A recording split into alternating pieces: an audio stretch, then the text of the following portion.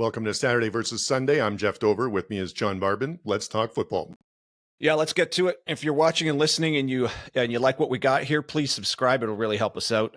Most of the people watching aren't actually subscribed. So anyways, we'd appreciate it. So let's get going. This is our NFL review, and we're going to start with best ever. So I've got my your three best ever things from your NFL Sunday. My three best ever things from NFL Sunday that just passed. All right. So not a lot to choose from. I'm just throwing that out there. No, not a lot at all. Wow. All right. So Giants fans, Louise, you're getting one today. Number 3 is the Giants win over the Browns. Not so sure the Giants will be on this list too often, so got to give it to them when we can, right? So sure. You know what? I don't know how they won this game. They started off by fumbling the opening kick, and immediately the Browns went in for 7. And then the very next possession, I think they fumbled it again, but it got overturned. Yeah. And I was like, what is going on here? No. So they obviously overcame all of that. Yep. No, and the Nabers is the real deal, right? So, there was a good article on ESPN saying that is Nabers saving Daniel Jones's career right now because he might be. Yeah, he might be. Oh man, he looks so good, and he's overwhelmingly good. And maybe, I don't know if it's just because he's on a not so great team. I don't think that's the case. He looks like the best receiver in the NFL right now. Yeah, he's just utterly outstanding. So I mean, I guess it's a good pick. I still maintain it's not enough to save the team, but holy smokes, is he ever good? And sorry, go ahead. Yeah, no, and then it's really something too when you're playing a team that doesn't have exactly a lot of weapons, and so they're going to Nabers, and so and to still have that dominant performance is impressive. Can't stop them anyways. And the other thing I want to shout out is the Giants defense got 8 sacks. That's a lot, right? So I'm wondering, I'm wondering here so this is where the praise for the Giants ends, and are the Browns just bad? They had a bad showing that day. Like it's got to hurt. And we're going to be referring to this a couple times on our list, best of, worst of today. But it's got to hurt a little bit when you lose to an 0-2 team, And so that the Browns are supposed to be better. They're supposed to be a playoff team, and so to lose that game where there were turnovers, like you said, and like that it's not good. Yeah, Deshaun Watson hasn't been good since he signed that contract. He's barely played, and when he does play, it doesn't look good. This is a theme I'm noticing around the NFL, or at least like some of these massive contracts, these players have not been good literally since the day they signed it. They either get hurt or they just don't play as well. Something's up there, and it just keeps recurring. And I know 49ers fans think this. So we're going to get to that in a bit. But then this leads to my other thought here. Is Dallas not that good because their only win is against the Browns? I don't know. We could talk about that later. But and the other thing about how bad the Browns are, they're one of 2 teams that hasn't scored 20 points yet this year. Oh, that's just you're them big and them and the you're Titans. big in the 20 points thing.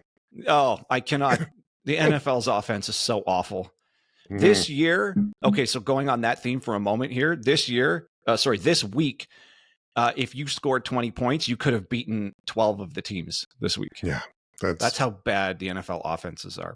So anyways, we strayed a little bit there. Giants, good win, especially overcoming that turnover. That was, I just couldn't believe that's how the game started, and they still pulled it out. And Malik Nabers is outstanding. So you have one, Malik Nabers and Lawrence, your defensive tackle. Those are 2 of the best in the entire league at their position. So anyways, that's a good one. It's my number 3. So what do you got? All right. So my number 3 best thing I saw in the NFL this week was Malik Willis. There's a lot of teams that when you lose your starting quarterback, it's a step down. It's a matter of, can we go 500 over the next couple of games? And he looks terrific. He's a dynamic player. I love the throwing and the running, but it's still pretty consistent throw first, run second kind of a player. Like they had 1 or 2 design runs, but he looks great. And I remember him when he was a big time football recruit. And played at Liberty, I think. And it's just super exciting to see him play well. I think the Green Bay is pretty happy that they don't have to force the Jordan Love situation for the next game, because I think if they had to go with him again, that'd be absolutely no problem. So it was really great to see him play, and especially when, you know, there was definitely some feeling, especially if you're a Green Bay fan, that when Love went down, this was going to be a real problem, you know, and it's really great to see that it isn't. So good on him. Good job on Malik. Yeah, my number 2 is unexpected QB wins, including Malik Willis, Okay. Bo Nix, and Andy Dalton. But on the Malik Willis thing, first of all, I think LaFleur is using him perfectly. He's not asking. It doesn't seem like he's asking him to execute the offense the way Love would, but Willis is a better runner than most QBs in the league, so they're obviously letting him go. Kind of like you said last time: one read, get out of there. Right? Don't try to overdo what you're not best at. Also, if he's not getting first team reps, he probably wouldn't be ready for the whole offense anyways. At least that's what I'm assuming. But now that they've got 2 wins already without Love, I think they could actually be a little bit more conservative with bringing him back now. Yep. They probably weren't sure. I don't know. Would they be doing that? Would they be thinking in terms of wins, or it's just straight math with the trainers that if it's not ready, it's not ready? Or do you think there's an urgency with the season? Like, let's say, oh yeah, no, there's definitely. I mean, yeah, I mean, when medical staff, you know, they're charged with the safety of the players, and they're not going to put someone in a position, you know, where they could make things a lot worse, you know, and because they're the ones eventually responsible. Like, the player's going to want them to play, the coach is going to want them to play, the GM's going to want them to play, the player often wants to play, but it's the staff that are charged with making sure they don't hurt themselves. Now, saying that, there's some times in the NFL where it looks like it gets a little gray area, you know, like when with Tua before and with some of the head injury or back stuff that's happened, you know, like it's like, really, that someone cleared them to go. But no, absolutely. You're right now, they're weighing what's our better chance to win is Love at 80% or Malik Willis at 100%, you know, and they're absolutely weighing that. And so and Malik has increased the chance that he could win a game for them, and they don't need Love. So that they're absolutely factoring that in. One of my favorite, the only time I had an experience with this is when I worked with a junior hockey team in Brampton, and it was a really good team, and they went like 40-12 in a 52 game season or something. And we had someone got injured, and I remember telling the coach, I'm like, I'm not sure how long, you know, he's going to be out for. And which you should never say that, I learned afterwards. But the coach was like, yeah, no problem. Like, because he was having a hard time getting everyone in, like the lines and stuff. So he was like, yeah, the more time, the better. So which is something that's never been said to me again. So right. That was, so, well, lesson learned, right? So anyways, impressed with Malik Willis, and Green Bay's just in a good position. The fans got to be pretty happy with how that's turning out. Yeah. And then Bo Nix looked really good. Like, he was just in control, scrambled when he needed to. Obviously he had a couple rough plays, but in general, I just couldn't believe it. I'm like, is this the same guy from the last 2 weeks? Like, can you figure it out that fast? It just, from the 2 weeks before to now, looks like he's never played football before to looks like he just knows how to control. The ball was coming out like super fast, just decisive. I don't know, whatever Peyton did there, that it was a big difference from 1 week to the next, like shockingly big difference. Yeah, in the NFL, I can see that. I see it semi-regularly in the NFL. Like, Stroud is another good example. He looked pedestrian on the Sunday. So it's a fine line between being successful and really struggling, but they're closer than you think. I think, you know, it's never as bad as when it looks bad, and it's never as good as when it's that good, but it's no good. Like, listen, he was a really talented QB at college, at a couple of schools, and it's nice to see put it together, at least for a day. So, and then my last of the unexpected QB wins, Andy Dalton, just shredded the Raiders. And that opening series, I thought, I just said, oh no, Bryce Young really does suck. because last week I had a little rant saying, if you don't put Bryce Young in, you bench him now. Right. You're admitting one of 3 things. When you compare him to something like Stroud, when you compare him to Stroud, and that's kind of going to be one of the inextricable comparisons for the rest of his career, because that was the who's 1, who's 2 thing. So Stroud goes in, looks all world in his rookie season, goes to the playoffs and gets a big playoff win. Right out of and he looked awesome. last year. Stroud could have been one of the top 10 quarterbacks easily. So you got Bryce Young, goes in, looks horrendous. And in his second year, he's benched within the first 2 games. Then his backup goes in and just shreds the other team. So to me, the question is the Texans coaching staff that much better at coaching him up? Is the Texans team that much better than your team? Or is Bryce Young that much better? Or is CJ Stroud that much better than Bryce Young? The thing is, by benching him, you're admitting one of those 3 things is true. Either the team's not good enough and it's too risky to even put him in, or we can't coach him up the same way they coached up Stroud. Again, this is just a comparison to Stroud. Or Stroud's just better.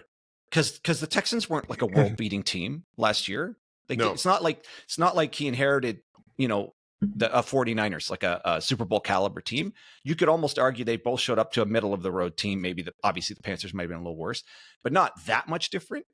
And then, so my question to the world was, it's one of those 3 things they're admitting. And now Andy Dalton showing up playing like this adds a little bit of proof to the answer that it actually is Bryce Young and not the team. Right. And just to be clear, this is in your best of segment, right? So we're still painting this with a positive picture for the Panthers. Yes. Okay.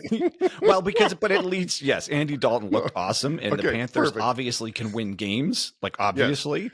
Yeah. And it's just, but the bigger story is really the Bryce Young story there. Right.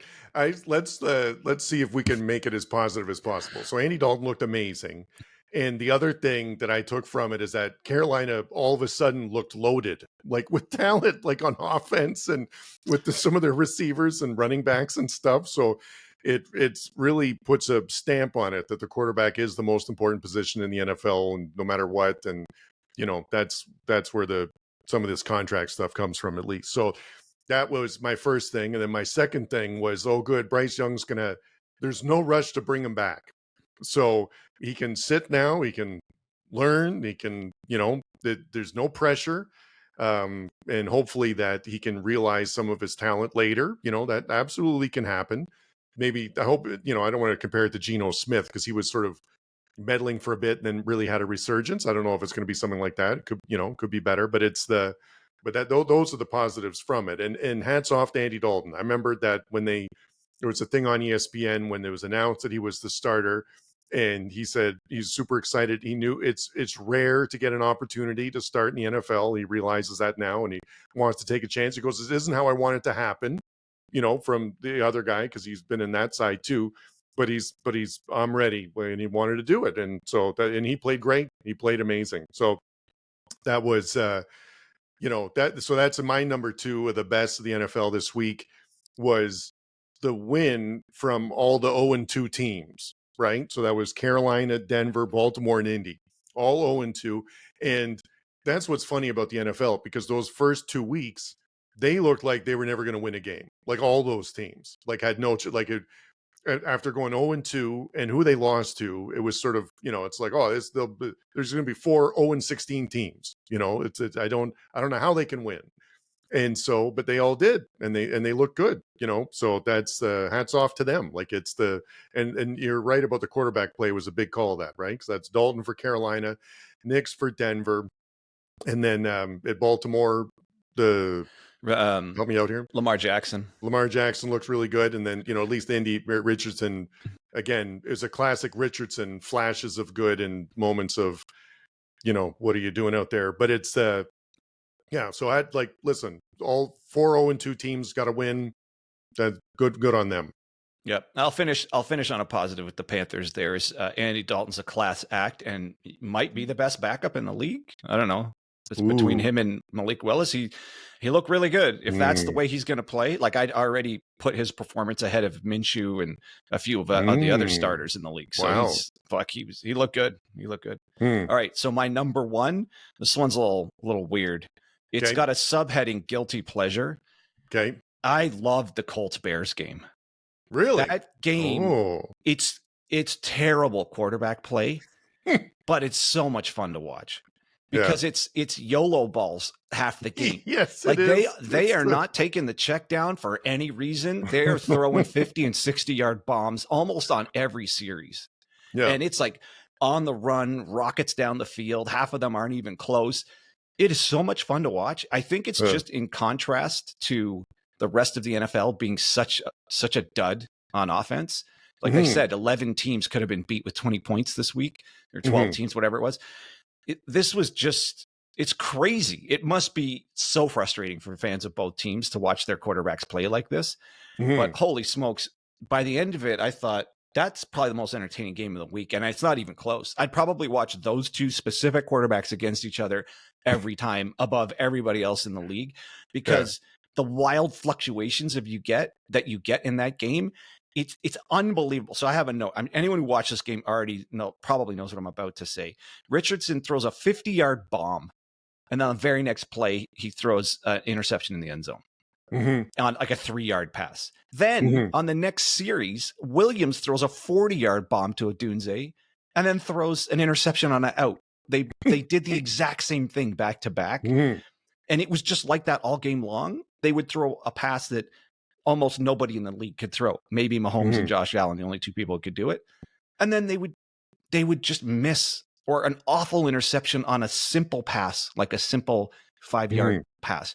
So the highs are so unbelievably high, and the lows are so ridiculously low, that game was a roller coaster. I'll go on every time, compared to just the slog of some of these other NFL games where just nothing's going on.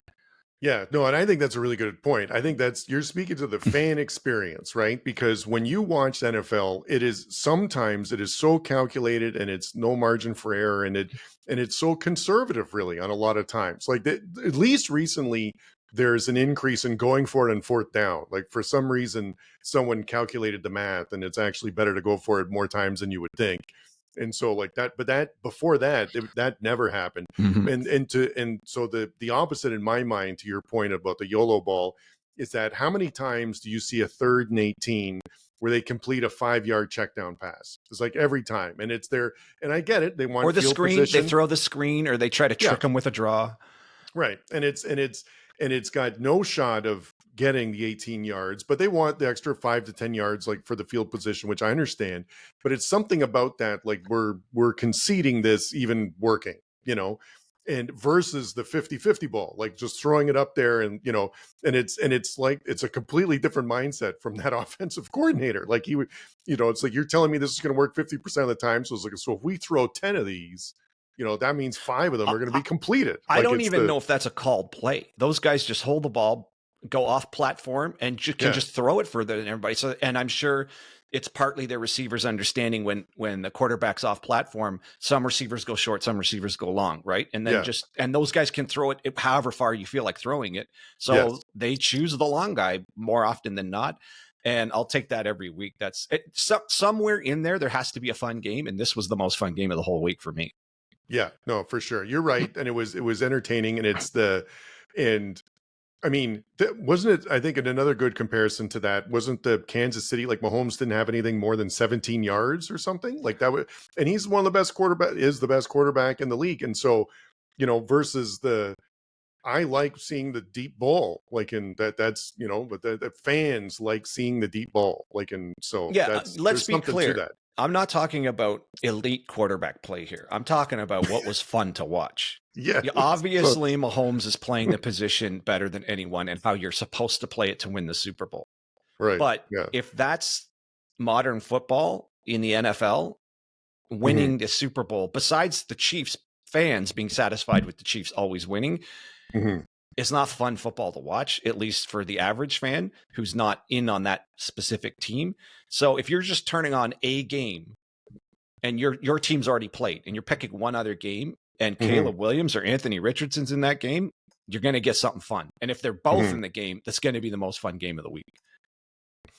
My last best thing of the week that I saw was the Pittsburgh defense. So now they haven't played 3 great teams, but they haven't given up more than 10 points. It's 10 points, 6 points, and 10 points. It's all been through 3 weeks. And so you can win a lot of games that way. Your offense doesn't have to be fantastic in order to win games like that. So it's that's substantial, and that's on a team that historically has really good defense. They've gone to the Super Bowl before with Bobby Brister. Was that was when he was there? And I don't know was that about another team? There's a But it few was different. Yeah. Neil O'Donnell.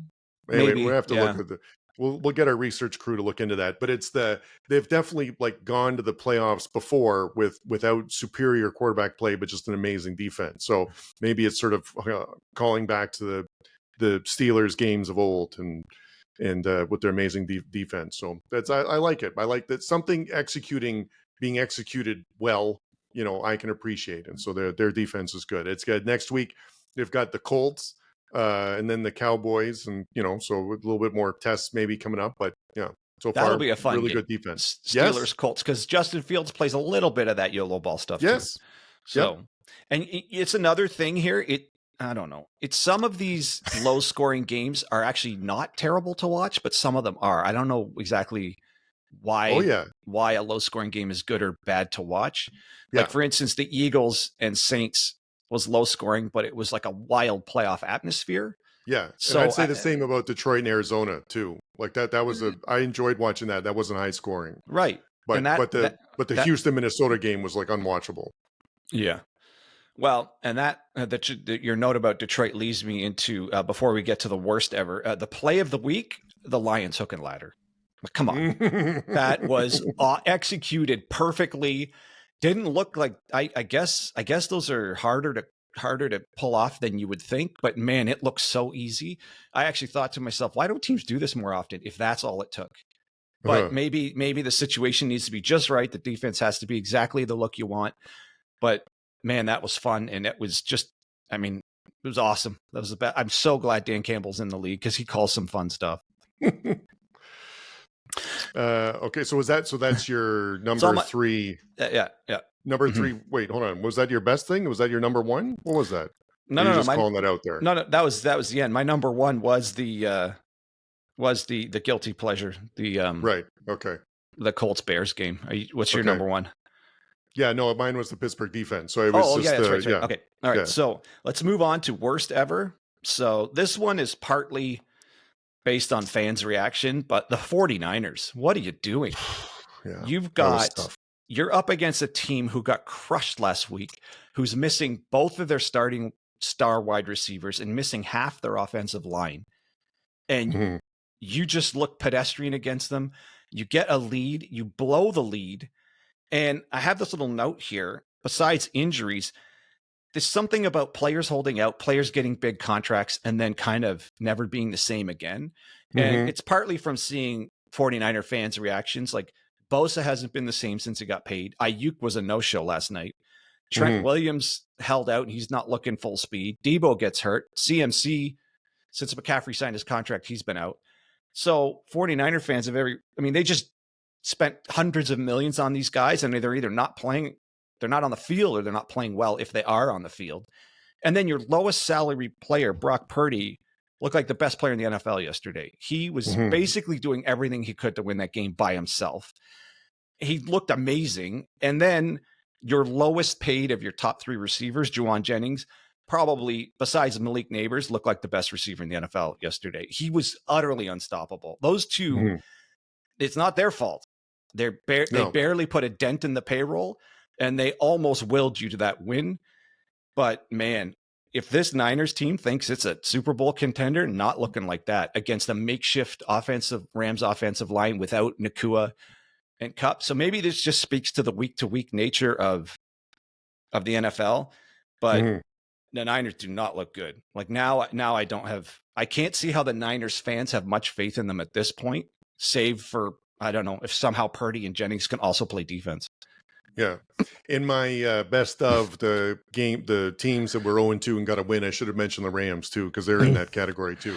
So last thing just about that. So it doesn't make you feel better at all just knowing that they were dealing with a lot of injuries? Like, does that, you still feel like the 49ers? Think that they're... No, because the team they were playing against had even worse injuries to deal with. Like, for instance, there's no excuse for the Niners defense. Their whole defense is there. Greenlaw's not there, but I guess you could make the argument that pass interference at the end of the game was a linebacker who could have been Greenlaw, who might have not done it. But either way, just blowing that lead, you're supposed to be the team that's supposed to win that division. And that looked terrible. All right, my worst of the NFL week was the Miami offense, is number 3. So that one was, I don't know how professional players would do it. Like when it was so obvious that they're not going to be able to move the ball, and I don't know how you keep the motivation up as a defensive player, like to keep going out there, and because there was a lot of 3 and outs. You turn around, you get back on the field, and just like we were talking about before with the best of, like when you can have a backup quarterback come in and be serviceable, then it's so important in the NFL, because you called it at the beginning of the season. It was over 60 QBs played last year in the NFL. And so if you don't have someone that's come in and put things together, especially with a history of Tua with being injured, and you sort of, it's not surprising that he's not going to finish the whole season.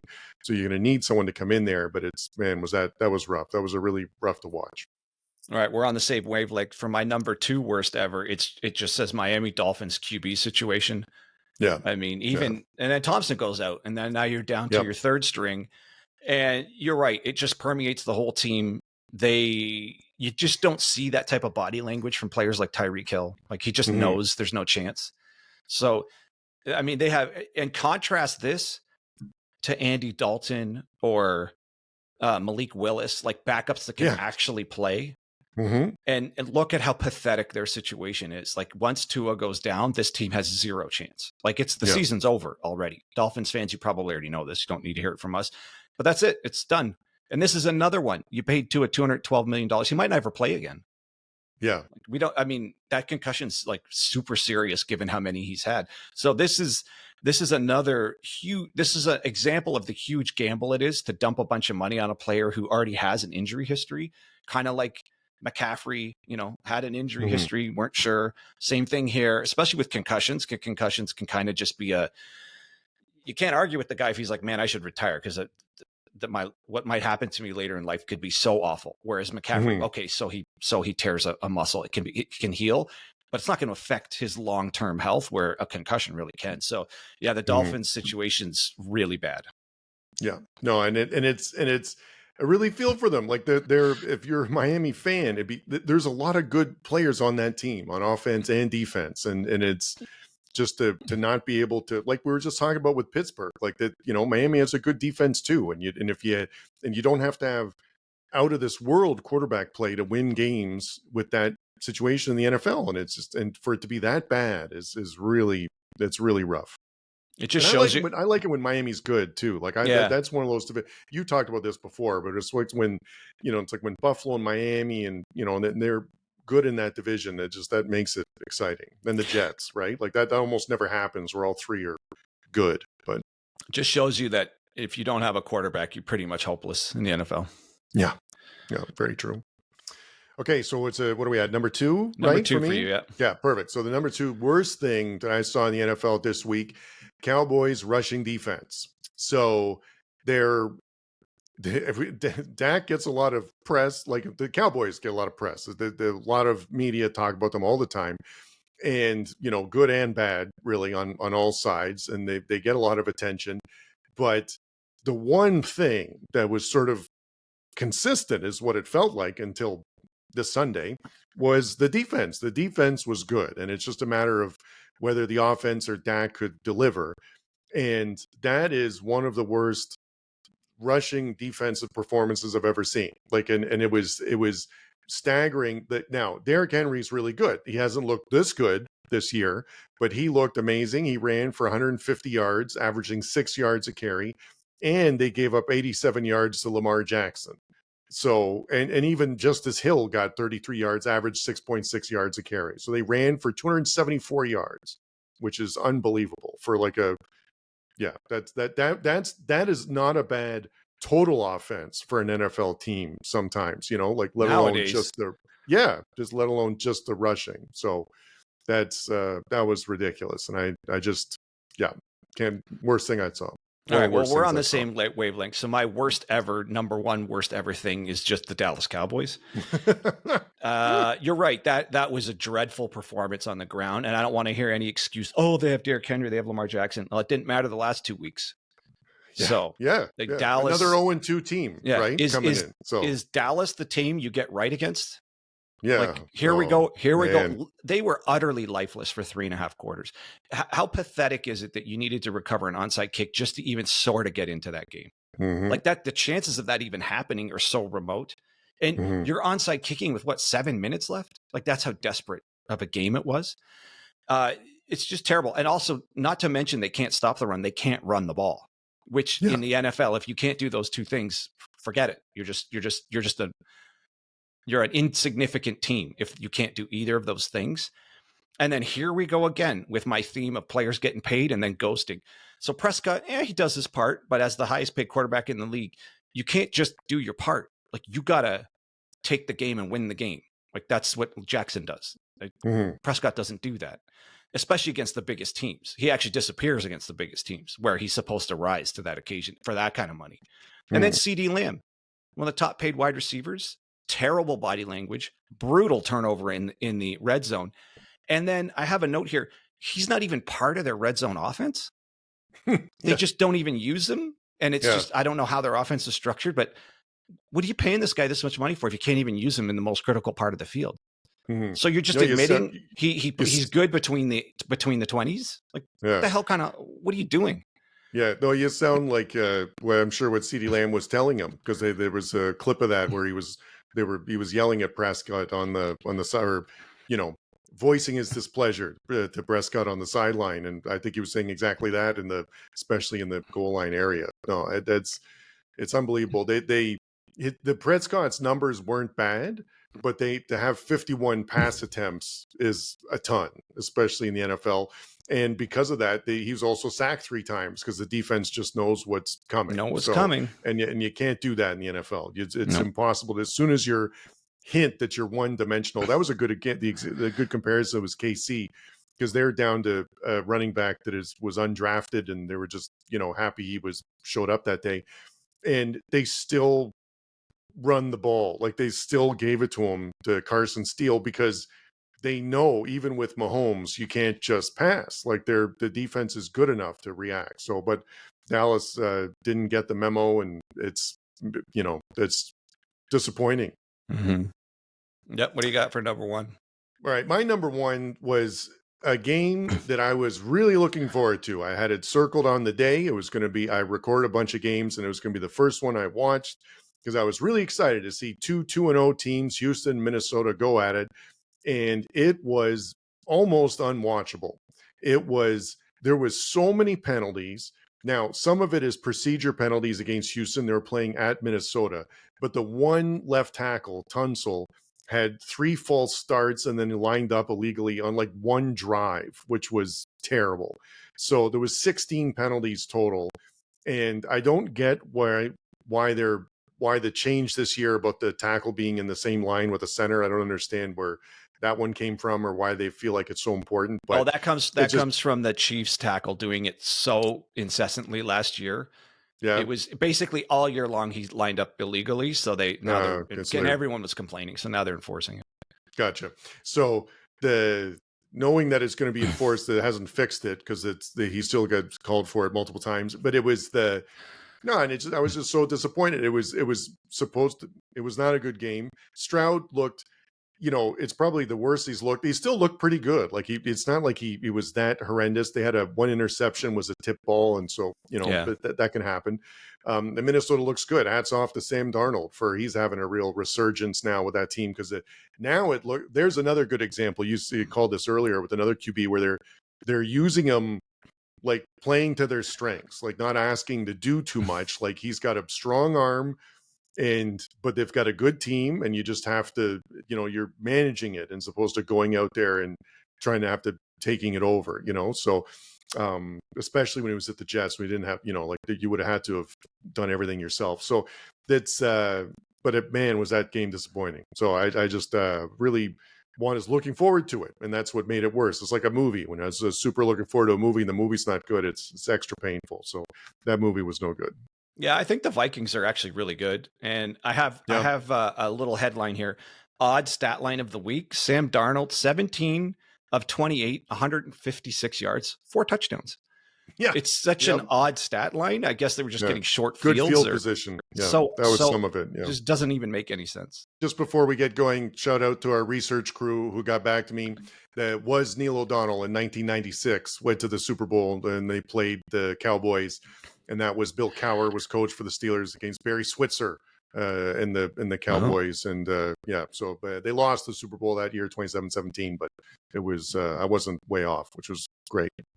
Right. So I got a couple little small things to end it off here. I got heads up play of the day, Devin Singletary. Sliding down at the 1 yard line to ice the game and not give the ball back. Now, I mean, you could argue that it would have been impossible to make up all those points, but that seals the game. And so he took a hit on his own stat line because it would have been a touchdown for him. Yep. And just iced the game. So that to me, and I've seen that so many times where the guy runs in anyways. I think that might be maybe the first or second time I've ever seen someone actually stop and realize, if I go down right now, the game's over. So there's nothing more important than the game. There's nothing more important. You play to win the game, as famously been said. And so there's even though it was very unlikely, the other team comes back, the game is over when you go down. And that there's no question that that's the right move.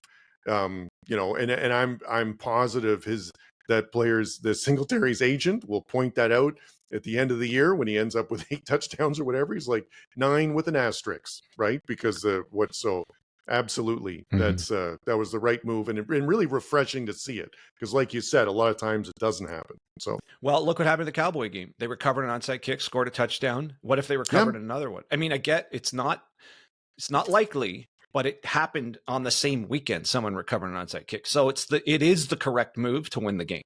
Yes, always. Yep. I have a funny one here. Best call. Collinsworth describing how hard it is to tackle Rashid Rice. And he says, quote, "It's like trying to tackle a triangle." I thought that was hilarious. I think he means pyramid. So like, it's like, doesn't matter which way you flip a pyramid. It's always got a larger base of support. But I just cracked me up. Like, I was like, that's so funny. And it just reminds me how much more fun he is to listen to than Brady. Yeah. That's a good point.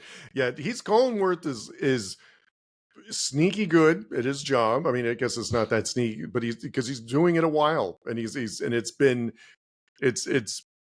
very good, and it's exciting to. I really like Sean McDonough. I liked it when he did the NFL games, and I love it when he does the college football ones. But that Collinsworth is good. Yeah, that single call's better than anything Brady has said so far.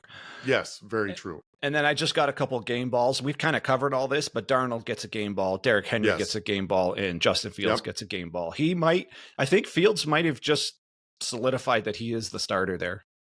Really? Okay. I mean, how could you take him out right now? They're not losing.